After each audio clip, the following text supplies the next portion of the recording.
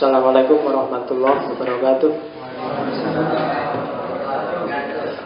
Bismillahirrahmanirrahim. Alhamdulillah, assalatu wassalamu ala rasulillah wa ala alihi wa ashabihi wa mawalah. Amma ba'du. Kita lanjutkan majelis filsafat kita ke pertemuan yang ke sekian kalinya. Sekali, sudah beberapa kalinya. Yang jelas sudah panjang kita, meskipun dari sepanjang pertemuan kita baru nyampe ke ontologi. Ontologi bagian yang kesekian. Kemarin terakhir kita sudah ngomong tentang idealisme. Idealisme sebelumnya materialisme. Idealisme dan materialisme itu kan bagian dari satu doktrin ontologis yang namanya monisme. Kita rekap sebentar biar nggak kehilangan jejak. Materialisme kemarin sampelnya kita sudah dapat Karl Marx dengan materialisme historis. Idealisme minggu lalu kita ketemu Immanuel Kant sama Hegel. Nah, hari ini kita masuk ke orientasi kedua, doktrin ontologis yang kedua, yang namanya dualisme. Nanti kita akan ambil case contoh teori salah seorang filosof yang sangat terkenal, namanya Descartes. Yang kalau di buku-buku tulisannya Descartes. Nah, kita ketemu dengan dualismenya. Minggu depan insya Allah kita ketemu ke tema ontologi yang terakhir, yaitu pluralisme. Oke, bismillah, kita mulai dualisme.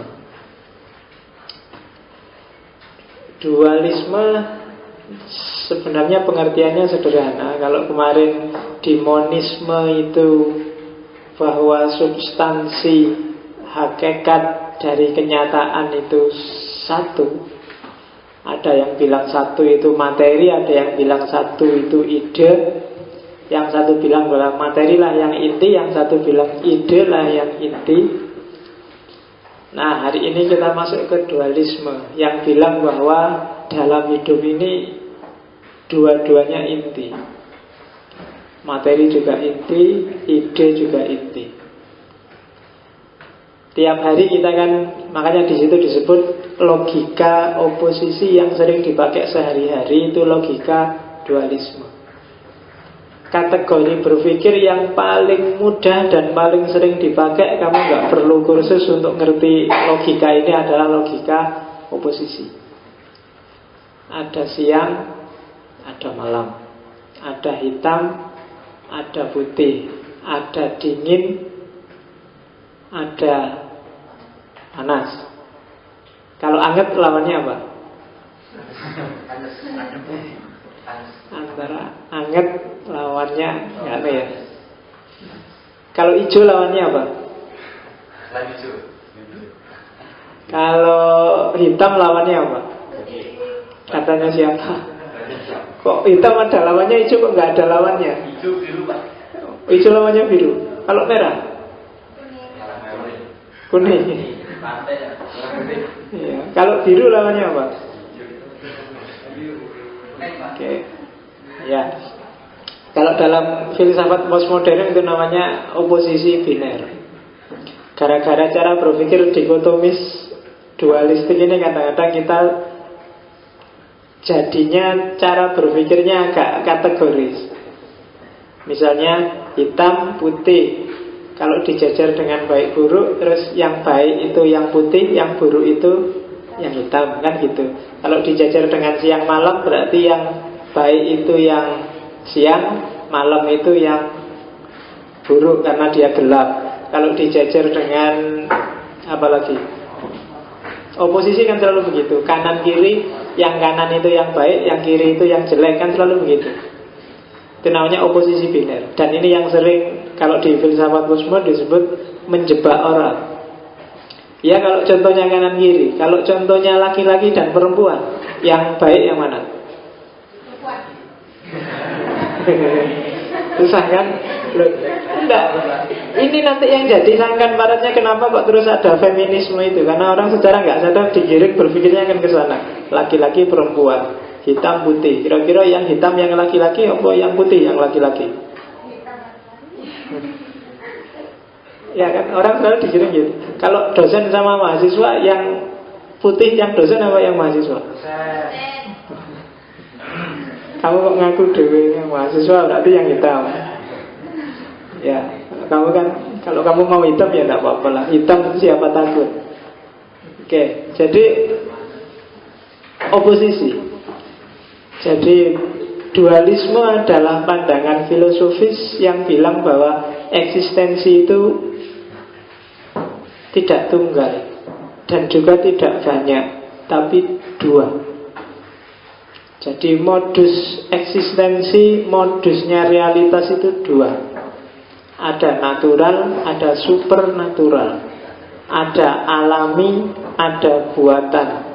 Ada Allah pencipta, ada alam semesta yang diciptakan.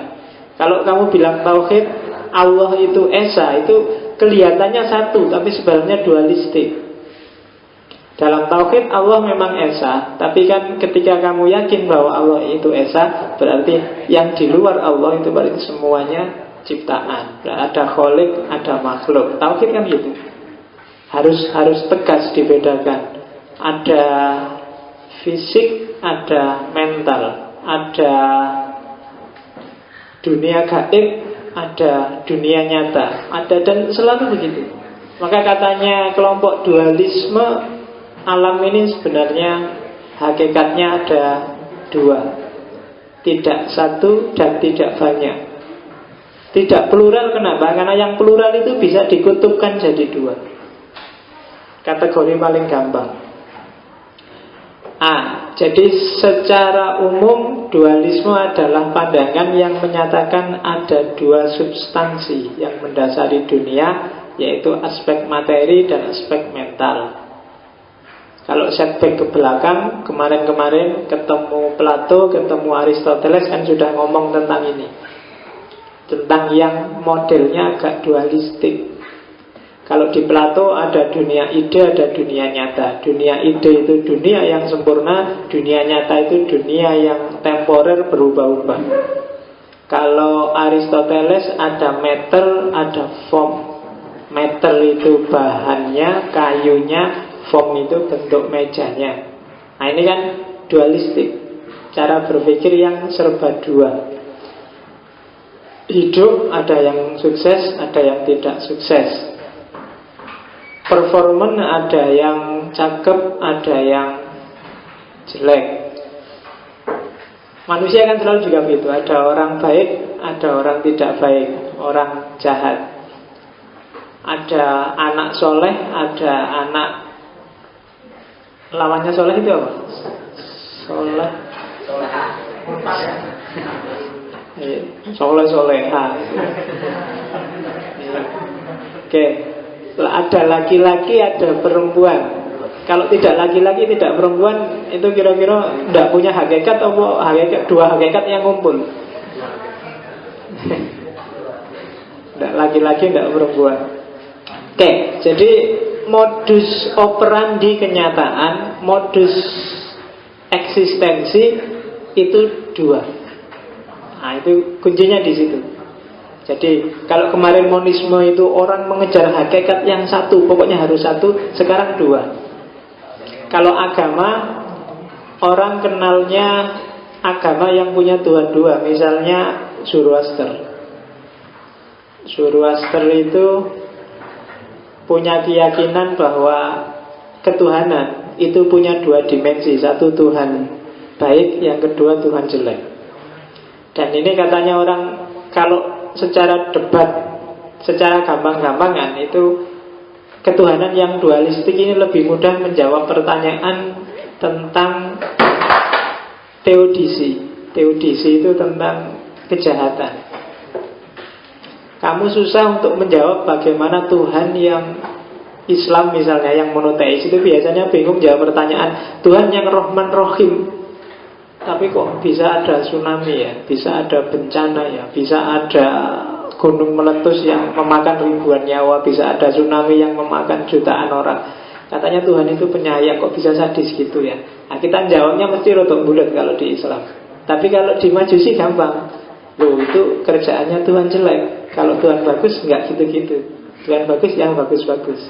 Nah kan, kok ada penyakit AIDS, ada penyakit jantung, ada penyakit, kok Tuhan jadi jahat gitu ya, ngasih penyakit yang dahsyat-dahsyat. Kalau orang Majusi, loh itu kerjaannya Tuhan jelek.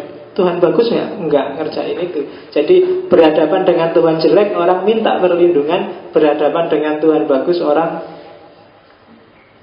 minta pertolongan. Kalau di Hindu malah 3 kan, ada perusak, ada pencipta, ada pemelihara. Nah, tinggal milih, butuhmu apa? Butuh yang merusak ya. Kalau pingin enggak kecelakaan, mintalah pada Tuhan perusak untuk dilindungi dari kecelakaan.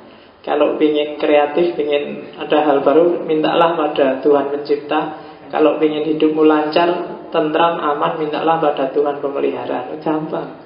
Kalau di Islam kan satu. Jadi Tuhannya bingung. Kalau sepak bola yang satu minta menang, sana juga minta menang, ini kan harus ada salah satu yang kalah. Nah, Tuhannya bingung. Itu kalau di Zoroaster gampang. Jadi urusan jelek-jelek itu biar kerjaannya Tuhan jelek, yang bagus-bagus kerjaannya Tuhan bagus. Selesai. Nah, itu dualisme kalau agama. Banyak teori-teori ilmu-ilmu yang basisnya adalah dualisme. Kita lihat lagi. Nah, sekarang jenisnya sebelum masuk ke Descartes. Ada 4 jenis. Yang pertama adalah property dualism. Jadi dualisme itu kan secara umum menyebut bahwa realitas ini ada 2 substansi. Satu substansi fisik, yang kedua substansi mentalnya. Nah, katanya property dualism, akal, mind, mental itu adalah hanya efek dan implikasi dari dunia fisik. Akal ada, dunia gaib ada, dunia nyata ada, mental ada, kenyataan ada. Cuma dunia mental, dunia mind, dunia soul itu sebenarnya efek, ciptaan, implikasi dari dunia fisik. Jadi kalau kamu, contohnya gini gampang-gampangannya, kalau kamu rajin, tiap hari belajar, tiap hari baca buku, kalau kuliah nggak pernah telat, maka terciptalah main dalam dirimu bahwa kamu orang yang tekun. Jadi kamu tekun itu kan mental. Itu tidak bahwa kamu sudah punya kualitas tekun, tapi hasil aktivitas mentalmu. Bukan kamu punya kualitas tekun dulu baru kamu tekun, tapi kamu beraktivitas rajin dulu, beraktivitas tekun dulu, baru tercipta mentalitas tekun. Saya itu setia loh. Tidak bisa dibilang setia. Tunggu dulu, kamu setia bener apa enggak belakangan. Kalau kamu rajin jemput, rajin raktir, rajin SMS, selalu mention di Facebooknya, berarti kamu memang setia. Baru terbentuk mentalitas setia. Nggak bisa ngomong di awal. Jadi nggak ada gunanya kamu tanya pacarmu, kamu setia nggak padaku? Oh iya, aku setia. Nggak ada gunanya. Buktinya di belakang, tidak di depan. Nah, itu property dualisme. Jadi karakter mentalmu dibentuk belakangan oleh aktivitas fisikmu, oleh dunia nyata. Dunia ini teratur bukan karena ada keteraturan terus dia disebut teratur, tapi geraknya teratur dulu baru disebut teratur. Jadi mental, dunia soulnya, dunia mind itu cuma efeknya, implikasi dari aktivitas fisiknya. Dia tidak ada merdeka independen dengan sendirinya. Itu katanya dualisme properti. Kalau yang jenis kedua kebalikannya. Kalau di jenis kedua ini justru yang dunia fisik itu adalah manifestasi dari dunia mind, manifestasi dari dunia mental. Cara pikirnya, angle-nya beda dengan yang pertama. Jadi filsafat itu memang seperti ini. Orang lihat tinggal angle-nya apa dulu, terus disimpulkan apa. Di setiap pikiran pasti ada perspektifnya. Kalau substan dualisme substansi, itu bahwa yang mental ini justru yang membentuk dunia nyata. Jadi kebalikannya, kalau kamu dasarnya memang males, ya nanti akan terbentuk dalam kenyataannya kamu males. Kamu nggak masuk, kamu nggak pernah belajar, kamu nggak tekun baca buku kamu, karena memang dasarnya kamu males. Itu katanya substan dualisme. Jadi dunia mental lah yang menentukan dunia nyata. Jadi kalau mentalmu mental tempe, ya perilakumu juga perilaku tempe. Ya, jadi ini mentalnya duluan. Kalau yang properti mentalnya belakangan. Kamu jadi tempe dulu baru disebut mental tempe. Tapi kalau di substan dualism, mentalmu dulu mental apa? Tangguh apa tempe? Kalau ternyata mentalmu tangguh, pasti nanti manifestasi fisiknya juga tangguh. Nah itu substan dualisme. Mungkin bisa kamu lihat jadi ya mungkin cuma lihat yang satu lihat awalnya, yang satu lihat belakangnya apa gimana. Tapi itu perspektifnya moral filosof. Jadi soleh dulu, baru kamu rajin ke masjid, baru kamu jadi takmir, baru kamu rajin wiritan. Itu substan dualisme. Tapi kalau property dualisme, kamu rajin ke masjid dulu, rajin tahajud dulu, baru nanti kamu jadi orang soleh. Itu beda cara pandangnya. Yang ketiga adalah paralelisme. Jadi paralelisme itu ada pikiran, ada tubuh, ada dunia fisik, ada dunia mental. Dua-duanya tidak saling interaksi, tidak saling mempengaruhi, jalan sendiri-sendiri. Ada orang yang mungkin substansinya dia soleh tapi perilakunya kurang ajar. Bisa, karena dia nggak saling berinteraksi. Teori soleh di kepalamu mungkin sudah penuh. Jadi kamu ngerti kalau tahajud itu bagus, baca Quran itu bagus, pokoknya ngerti lah yang gitu-gitu. Tapi dalam prakteknya ya kamu subuhnya jam itu, ngajinya ya paling kalau cuma Ramadan itu aja sajus nggak nyampe. Nah itu berarti secara mental kamu soleh sekali. Teori soleh apa yang nggak ada di kepalamu, tapi dalam prakteknya enggak. Nah itu maka diantara tokoh yang punya teori paralelisme adalah Leibniz. Jadi dunia fisik dan dunia mental itu dua entitas yang berbeda, cuma jalan secara paralel. Dan katanya Leibniz, jangan khawatir tabrakan, karena masing-masing jalurnya beda. Toh kontras sekalipun kan kamu bisa. Orang yang sebenarnya dia tekun baik, tapi dalam prakteknya kok bisa kayak gitu ya, itu bisa. Karena memang manusia diciptakan dua entitas ini berbeda, hanya saja ada di tubuh yang sama. Katanya Leibniz, itu intervensinya Tuhan. Jadi ya nanti panjang tuh soalnya Leibniz, cuma tak potong di situ. Jadi antara tubuh dan jiwa itu ada namanya harmoni pre-etabli. Jadi ada harmoni yang sebenarnya sudah ditetapkan sejak dulu. Kalau orang Islam menyebutnya sunnatullah. Jadi alam ini ada sunnatullahnya.